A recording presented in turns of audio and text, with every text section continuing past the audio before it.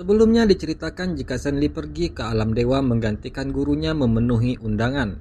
Setibanya di sana gadis itu tidak disambut dengan ramah. Bahkan salah satu dewi mencoba meracuni makanannya.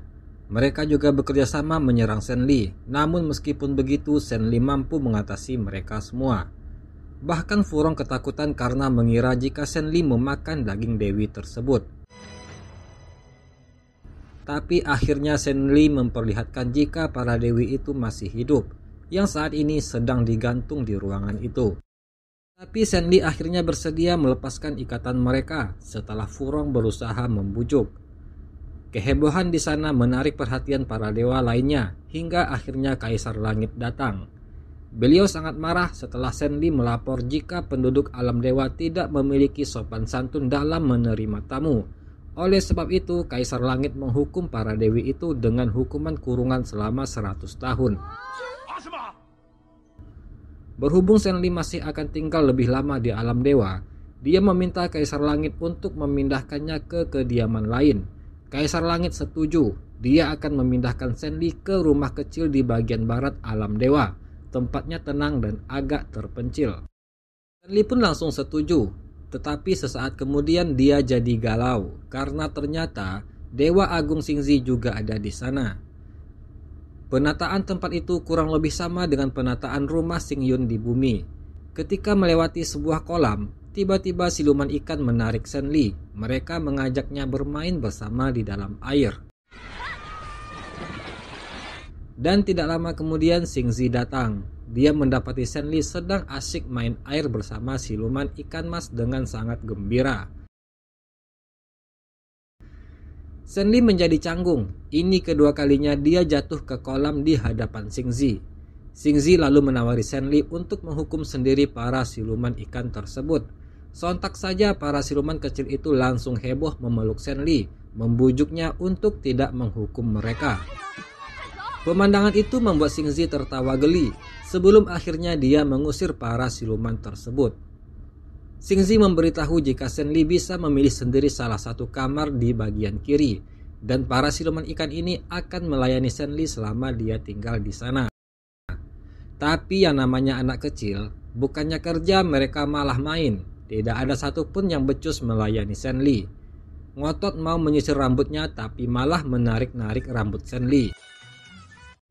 Senli lama-lama jadi kesal dan langsung mengusir mereka. Ini yang namanya melayani dengan sepenuh hati. Jika mau melayani, biarkan Dewa Agung saja yang melayaniku, ucap Senli asal ngomong. Tapi tanpa diduga, Xingzi justru langsung menyetujui tanpa ragu. Dan tepat saat itu Yulan kebetulan baru datang. Dia sangat shock sampai tak sengaja menjatuhkan barang bawaannya. Karena ditegur Xingzi, Yulan dengan canggung mengaku jika dia datang untuk menyampaikan pesan dari Kaisar Langit yang meminta Senli untuk memurnikan tubuhnya lebih dulu di kolam Shisui sebelum menghadiri perjamuan 100 bunga.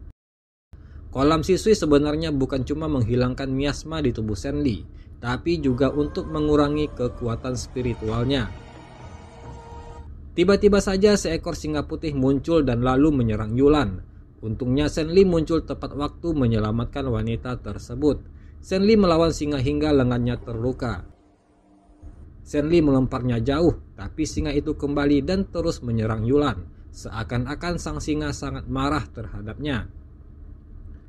Tiba-tiba Senli menemukan sebuah ide. Dia melempar bola lampion ke singa tersebut dan berhasil. Singa itu seketika langsung berubah jinak seperti kucing dikasih mainan. Bahkan dia mengecil seukuran kucing. Kemudian datang seorang dewa memberitahu kalau singa ini adalah monster ilahi peliharaan Dewa Agung. Entah mengapa saat melewati tempat ini, monster singa putih tiba-tiba mengamuk. Tidak lama kemudian Xingzi datang dan melihat lengan Senli terluka. Tapi tatapannya kepada Yulan tampak marah. Xingzi tidak menyalahkan si dewa tua karena kekacauan yang diperbuat oleh monster singa. Dia lalu menyuruhnya pergi dan mengobati luka Senli. Setelah mereka berdua pergi, Xingzi langsung mendatangi Yulan dan memarahinya karena dia tahu kalau orang yang membuat si monster mengamuk adalah Yulan. Xingzi memperingatkannya untuk tidak mengulanginya lagi, atau mungkin Yulan tidak akan seberuntung kali ini. Ternyata Xingzi memang sengaja membawa singa putih itu untuk menjadi teman bermain Shenli. Shenli berpikir walaupun Xingzi selalu tampak dingin dan tak berperasaan, tapi sebenarnya dia penuh perhatian. Ketika Shenli melihat-lihat kediaman Taman Barat, dia menemukan sebuah lukisan gunung ajaib. Lalu dia pun masuk ke dalam lukisan tersebut, yang ternyata di dalamnya adalah altar pemujaan papan roh para mendiang dewa kuno. Papan roh dewa kuno itu menyambut kedatangan Shenli dengan baik. Salah satu papan roh dengan nama Dewa Qingji bahkan membawa Shenli melihat ingatan masa lalunya ke masa kelahiran Xingzi. Xingzi adalah dewa kuno yang paling bungsu, namun hukum langit tidak memberinya wahyu. Makanya tidak ada yang tahu apa sebenarnya misi dari kelahiran Xingzi. Shenli masih ingin melihat masa lalu dewa kuno, tapi Xingzi mendadak muncul. Dia menegurnya jika tidak seharusnya Shenli sembarangan masuk ke altar pemujaan. Tapi karena dia sudah datang, Xingzi mengajak dia sekalian untuk memberikan penghormatan kepada roh dewa kuno. Melihat Xingzi di antara papan-papan roh ini, Shenli seketika sadar kalau Xingzi benar-benar kesepian. Dia benar-benar dewa kuno terakhir. Entah siapa yang tahu sudah berapa lama Xingzi hidup sampai sekarang.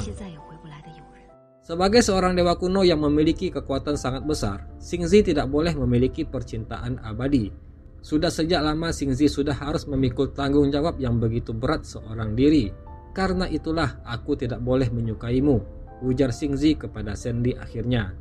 Dia akhirnya mengungkapkan perasaannya, sekaligus menegaskan jika mereka tidak bisa bersama. Shenli terkejut dan canggung mendengarnya, tapi tentu saja dia mengerti. Hari ini alam dewa sibuk mempersiapkan perjamuan 100 bunga. Di tengah acara, para dewa melihat cahaya semacam meteor yang sangat banyak. Tapi dengan santainya mereka mengira jika semua itu adalah tunggangan dewa. Shenli yang saat itu dalam perjalanan ke tempat acara menyadari kalau itu bukan tunggangan dewa, tapi puluhan bola api yang meluncur menghancurkan Taman Barat. Jelas yang mereka incar adalah altar pemujaan papan roh dewa kuno. Shenli pun bergegas balik dan menggunakan kekuatannya untuk memblokir bola-bola api tersebut. Kekuatan bola api itu sangat kuat sehingga pada akhirnya Shenli terlempar mundur.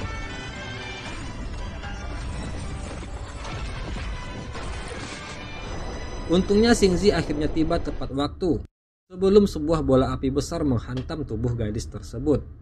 Hanya dengan sekali kibasan tangannya, semua bola api itu musnah tak berbekas.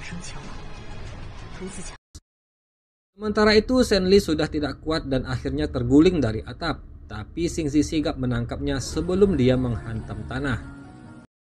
Para dewa baru datang tepat saat Xingzi menggendong Shenli pergi untuk mengobatinya. Kaisar Langit langsung memerintahkan segera menyelidiki masalah ini dengan jelas. Tapi bahkan setelah 3 hari kemudian, mereka masih belum mendapatkan hasil. Kaisar Langit sangat marah. Dia sekarang sadar jika selama ini alam dewa hidup terlalu santai dan malas. Sepertinya mereka harus mulai ditertibkan. Tidak lama kemudian, salah satu dewa melapor jika mereka sudah mendapatkan petunjuk. Jejak penyerangan bola api itu berasal dari daerah Laut Utara. Namun saat mereka tiba di sana, sudah tidak ada satupun yang hidup di tempat tersebut. Saat ini dicurigai jika pelaku penyerangan adalah orang dari klan Utara. Tapi Kaisar Langit merasa ada yang janggal, karena selama ini klan Utara terkenal sangat ramah dan tidak pernah menyebabkan perperangan. Kenapa sekarang mereka tiba-tiba menyerang alam dewa? Kaisar Langit menduga pasti ada konspirasi di balik semua kejadian ini. Dia lalu memerintahkan Dewa Wujuan pergi ke Laut Utara untuk menyelidiki perkara ini sampai tuntas. Yulan pergi mengunjungi Taman Barat. Di sana dia melihat Dewa Agung dan Shenli seperti sepasang kekasih lagi ribut. Shenli ingin keluar dari tempat tersebut karena merasa sudah pulih. Namun Xingzi ngotot melarangnya keluar sebelum lukanya sembuh total. Xingzi memberitahu jika sekarang Shenli masih hidup, itu berkat energi dewa dari papan roh dewa kuno yang memancar keluar dan melindungi Shenli. Ketika mereka berdua terus berdebat, Yulan memberitahu jika Shenli dipanggil Kaisar Langit karena ada masalah penting yang ingin disampaikan. Ternyata ibu kota alam spiritual telah diserang habis-habisan oleh klan Laut Utara 5 hari yang lalu. Sekarang penguasa spiritual tidak sadarkan diri dan belasan jenderal meninggal dunia. Alam dewa terlambat menerima informasi dikarenakan mereka sibuk mengatasi kebakaran akibat serangan sebelumnya. Shenli sebenarnya mau marah atas kelalaian alam dewa tersebut, tapi untungnya dia bisa mengontrol emosi untuk berpikir tetap tenang. Mengingat waktu penyerangan kedua alam yang bersamaan, jelas penyerangan di alam dewa hanya serangan palsu untuk mengalihkan perhatian, membuat para dewa sibuk sehingga tidak memperdulikan hal lain dan tidak akan bisa membantu alam spiritual. Oleh karena itulah Shenli pun pamit pulang. Kaisar Langit mengizinkannya sekaligus menitipkan obat untuk penguasa spiritual. Xingzi dan Kaisar Langit memiliki pemikiran yang sama dalam masalah penyerangan ini. Kemungkinan penyerangan memang disengaja dengan tujuan merebut kekuasaan. Mungkin juga klan utara cuma kedok. Sepertinya ada orang alam spiritual yang diam-diam membuat masalah, ingin menjatuhkan penguasa spiritual dan mengangkat penguasa baru. Setibanya di ibu kota, Shenli mendapati seluruh kota sudah hancur dan korban berjatuhan di mana-mana. Sampai sekarang mereka masih belum selesai memakamkan para prajurit dan jenderal yang gugur. Penguasa spiritual juga masih belum sadarkan diri karena terkena racun miasma. Namun menurut diagnosis tabib, sepertinya racun yang menyerang penguasa spiritual khusus ditargetkan untuk klan spiritual saja. Mengingat racun miasma ini berbeda dari racun biasanya. Hanya mengancam nyawa klan spiritual tapi tidak membahayakan makhluk lain. Penguasa spiritual juga terkena sayatan pedang di leher, tapi racun miasma di dalam tubuhnya membuat luka sayatan itu tidak bisa menutup dan terus berdarah. Para jenderal melapor jika para penyerang jumlah mereka cuma sekitar 200 orang, namun kekuatan mereka sangat dahsyat dan senjata mereka luar biasa tajam. Beberapa jenderal berhasil membunuh sebagian musuh, tapi mayat mereka tidak ada yang tersisa, karena semuanya dibawa pergi oleh pihak lawan. Serangan itu dipimpin oleh seorang pria misterius yang memakai pakaian hitam bertudung. Shenli lalu teringat pertempurannya dengan Fu Sheng di bumi. Masalahnya, kenapa dia bisa menjadi anggota klan Laut Utara? Dan apa sebenarnya tujuannya menyerang alam spiritual? Jenderal juga melapor jika musuh juga merampas segel emas penguasa spiritual. Jadi mungkin tujuannya adalah untuk merebut kekuasaan.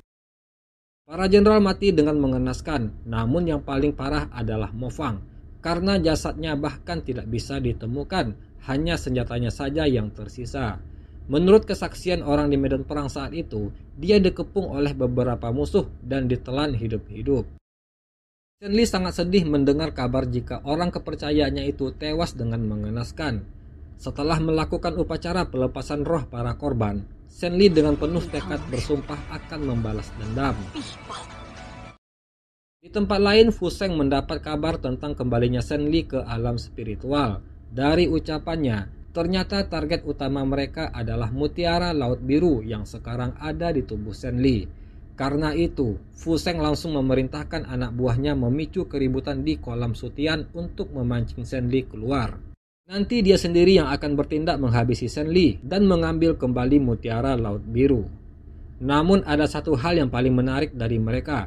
Sepertinya Fu Sheng bukan pemimpin tertinggi, karena kelompok mereka tersebut memiliki seorang tuan muda. Tapi anehnya, entah mengapa dia malah berniat menyembunyikan tindakannya kali ini dari si tuan muda. Dari menurut penuturannya, dia sengaja menyembunyikannya dari tuan muda, karena dia tahu kalau tuan muda akan sangat keberatan jika dia membunuh Shenli. Yang terkesan seolah si tuan muda ini punya perasaan kepada Shenli. Melihat rute mundur pihak lawan dalam peperangan sebelumnya, para tetua dan Shenli menyimpulkan jika pasti ada pengkhianat di antara mereka. Mata-mata musuh ini juga pasti memahami kekuatan militer alam spiritual, jadi kemungkinan besar dia adalah salah satu anggota militer. Sesuai rencana, para anak buah Fu Sheng mulai menyerang penduduk di perbatasan kolam Sutian, dan itu berhasil memancing Shenli ke sana.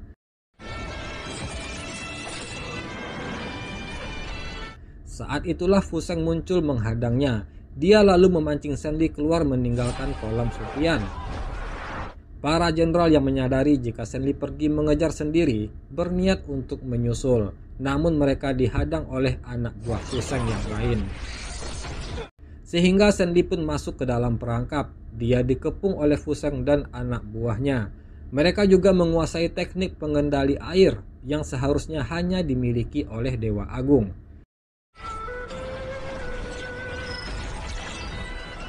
Tapi tiba-tiba Mo Fang mendadak muncul di tengah pertarungan itu. Shen Li sangat terkejut. Ternyata pengkhianat yang selama ini mereka cari adalah dia. Orang yang dikenalnya lebih dari 300 tahun, berjuang hidup mati bersama dalam berbagai peperangan. Orang yang dia percayai dan dia anggap sebagai saudara sendiri ternyata seorang pengkhianat. Mo Fang tampak merasa bersalah, hanya saja dia terus dipengaruhi oleh Fu Sheng. Mo Fang memang benar sangat mencintai Shen Li, makanya dia meminta Fu Sheng dan anak buahnya mundur. Namun Fu Sheng menolak, dia bertekad harus mendapatkan mutiara laut biru yang ada di tubuh Shen Li. Dengan menggunakan sebuah isyarat, anak buah Fu Sheng langsung melaju menyerang Shen Li. Mo Fang berniat menyelamatkannya, tapi Fu Sheng dengan cepat mengikatnya dengan ikatan sihir. Sementara itu Shen Li dikepung dan menenggelamkannya ke laut, lalu Fu Sheng membekukan laut tersebut. Mo Fang sontak panik memerintahkan Fu Sheng untuk melepaskan Shen Li, tapi Fu Sheng jelas menolak. Kalau Mo Fang mau menyelamatkannya, langkahi dulu mayatku. Namun untungnya, Shen Li dengan cepat bangkit dan menghujamkan tombaknya ke Fu Sheng. Selanjutnya Shen Li menghajar Mo Fang, antara marah tapi juga sedih. Sementara itu Mo Fang hanya diam saja menerimanya, sadar diri kalau dia memang salah dan pantas mati. Ketika Shen Li berusaha menghujamkan tombaknya ke Mo Fang, Fu Sheng berubah jadi iblis hitam yang super jahat. Melihat bahaya mengancam Shen Li, Mo Fang berusaha memperingatkannya untuk segera pergi. Mo Fang menarik Shen Li, tapi Fu Sheng langsung menarik wanita tersebut dengan cakar iblisnya. Dia mencoba mengeluarkan mutiara itu secara paksa dari dalam tubuh Shen Li.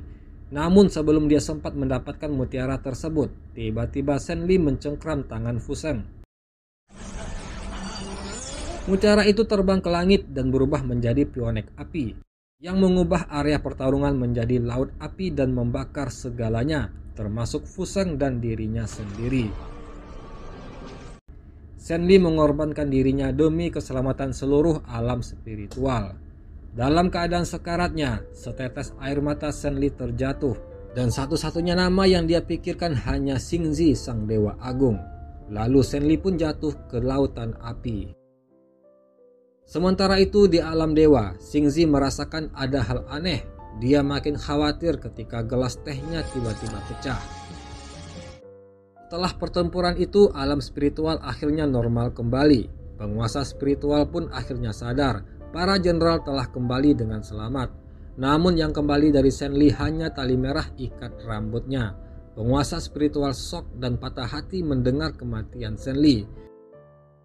Demi mengenang Shen Li, penguasa spiritual memerintahkan agar pengorbanan dan keberanian Shen Li digaungkan ke seluruh dunia, dan memerintahkan Jenderal Sangbe untuk pergi ke alam dewa mengabarkan masalah ini kepada mereka. Xingzi turun ke alam dewa saat Jenderal Sangbe datang melaporkan kematian Shen Li. Dia tidak percaya, bahkan langsung emosi saat Jenderal Sangbe bersumpah jika Shen Li benar-benar sudah meninggal. Dia mati bersama musuh di Laut Timur, mayatnya hilang di sana dan tidak ditemukan kembali. Xingzi benar-benar murka, sehingga seluruh tempat itu bergetar oleh amarahnya. Bahkan Kaisar Langit pun ketakutan. Xingzi berkata jika dia akan turun menyelidiki keadaan di Laut Timur. Setibanya di sana, Xingzi melihat wanita berbaju merah berdiri di atas bebatuan. Dia berpikir jika itu adalah Shen Li, tapi ternyata bukan. Itu hanyalah semacam ilusi dari potongan kain merah milik Shen Li yang tertinggal di sana.